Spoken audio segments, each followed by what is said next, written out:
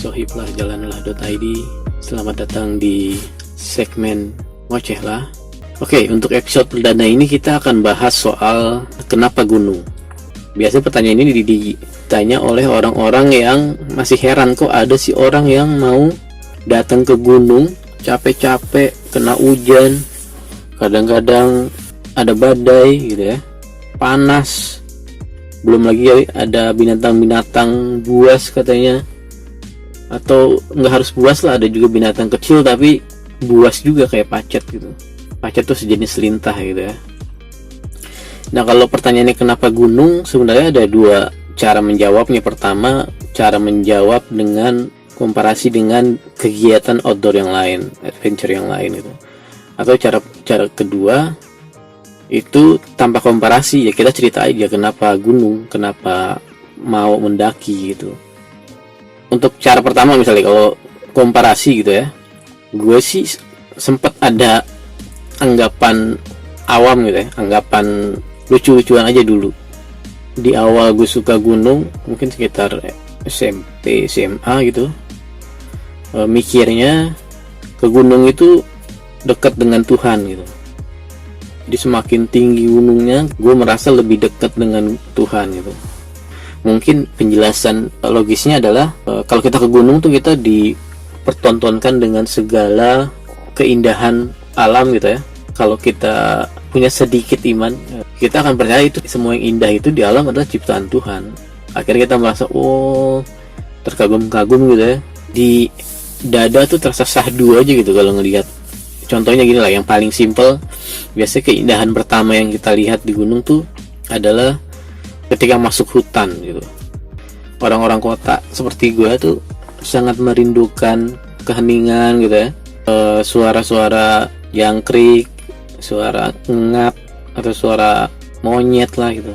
Itu magical moment. Nah, itu biasanya kita langsung takjub, wah hutan lebat banget ya, tumbuhannya banyak, hewannya banyak. Setelah hutan biasanya kita ada momen tuh di gunung, kita biasanya di ketinggian tertentu tuh kita udah ngelihat awan tuh di bawah kita. Makanya ada yang nyebut itu lautan awan. Ketika awan lagi banyak gitu ya, lagi itu tergantung cuaca. Di situ juga kita merasa, waduh, ini samudra awan indah banget nih. Kalau bukan Tuhan yang maha besar menciptakan, ini nggak mungkin ada nih gitu. Kalau gunung dengan minimalis pun ke gunung jadi. Contohnya gue waktu ketika misalnya masih mahasiswa itu dengan peralatan minim itu bisa naik gunung gitu. Dan kebetulan banyak orang yang nyebut gue pendaki sandal jepit. Nanti di segmen lain gue jelasin lah kenapa gue suka sandal jepit. Ada yang suka, ada yang nggak suka gitu. Tapi banyak juga yang bilang ngapa sih nggak safety dan segala macam. Tapi itu untuk menunjukkan bahwa dengan minimalis pun naik gunung bisa gitu. Nah, itu penjelasan pertama kenapa gunung gitu ya. Nah, kalau penjelasan kedua tanpa komparasi, sebenarnya menarik juga kalau kita kutipan legend nih di dunia pendakian. Ini yang nyebut kalau nggak salah Sir Edmund Hillary gitu. Nah, dia bilang kenapa gunung? Simple, dia jawab cuma because it's out there. Karena itu ada aja gitu. Ya gue mau mendaki, udah gitu aja.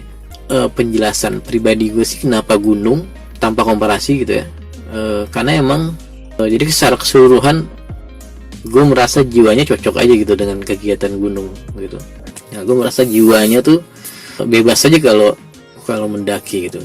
Alasan lainnya adalah simply because it's beautiful aja men. Gunung tuh waduh, udah nggak hitung gue berapa kali dibilang nangis juga enggak ya, tapi maksudnya terharu lah cuma lihat keindahan gitu.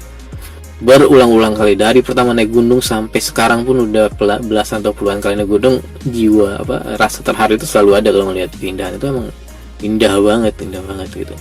Tanpa komparasi dengan kegiatan lain pasti punya versi keindahan mereka masing-masing juga gitu. Nah, alasan lainnya ini yang agak klasik ya. Gue suka jalan sama teman-teman aja gitu. Emang ada cocok-cocokan gitu ya.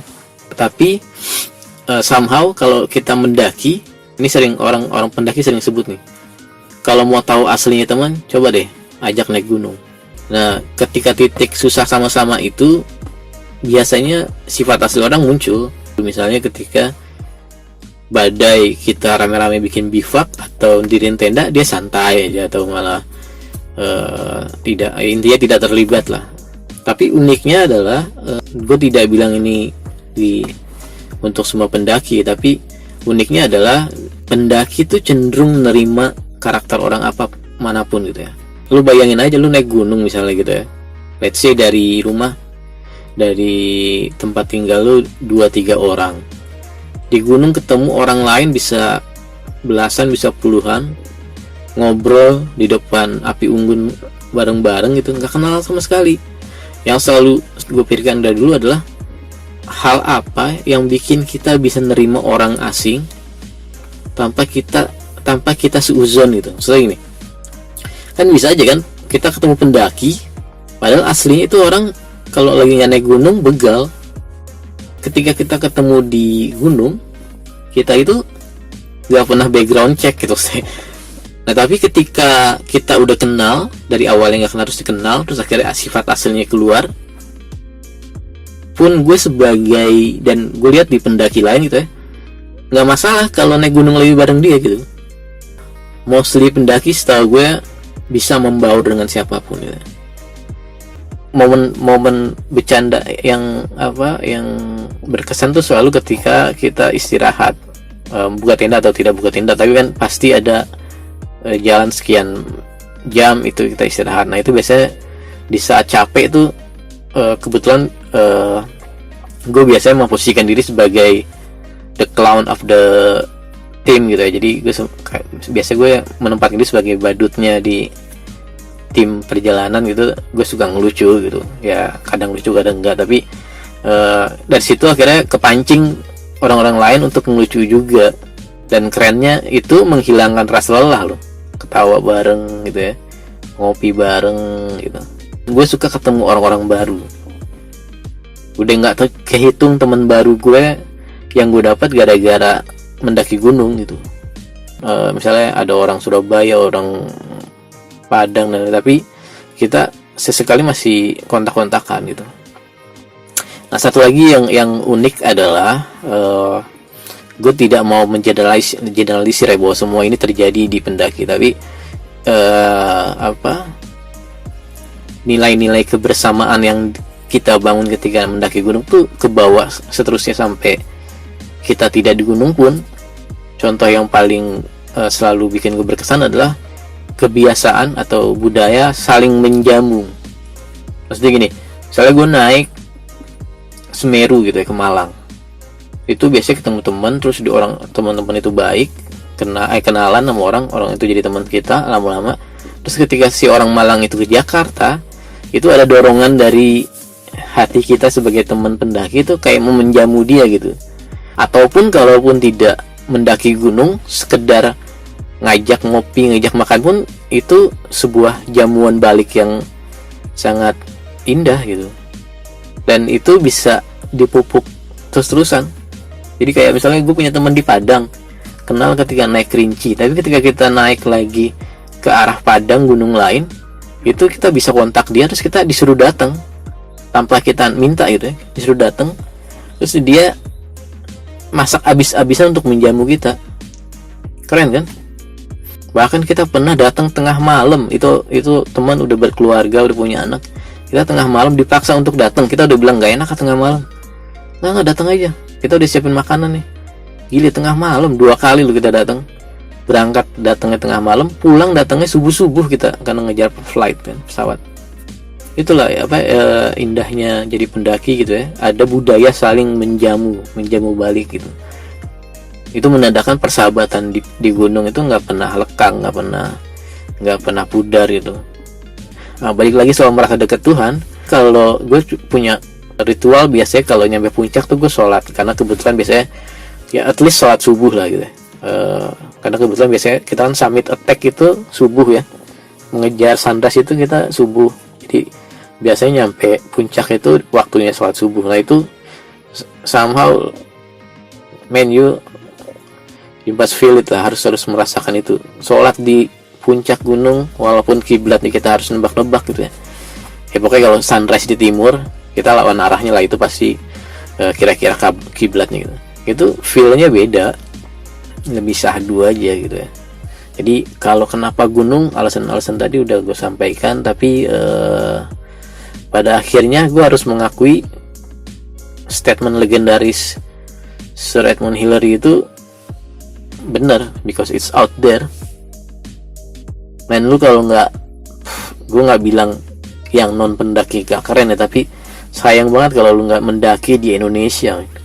Indonesia itu julukannya Ring of Fire, bagian dari lingkaran cincin api gitu, yang gunungnya ratusan atau mungkin ribuan ya gitu.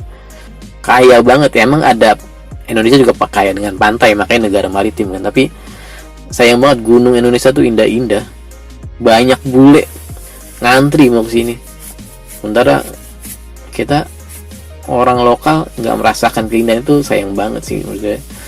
Satu lagi alasan deh, ini mungkin terakhir, gunung itu bisa membentuk diri kita loh, membentuk karakter gitu. Gue nggak bisa mengklaim karakter gue baik gitu, tapi beberapa karakter positif gue dapet dari gunung, seperti solidar sama teman, peduli gitu ya. Biasanya tuh rasa peduli itu muncul ketika terjadi insiden, misalnya ada teman sakit. Nah itu ujian apakah kita orang peduli atau bukan gitu. Kalau kita nggak peduli, kita akan tinggal dia, kita masa bodoh, yang penting gue nyampe puncak.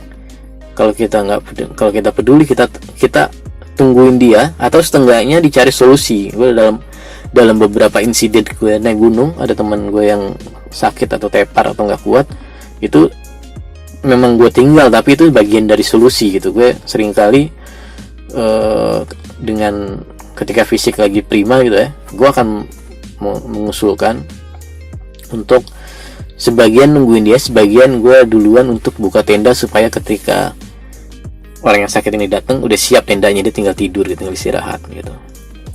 Jadi mendaki itu bisa membentuk karakter kita gitu.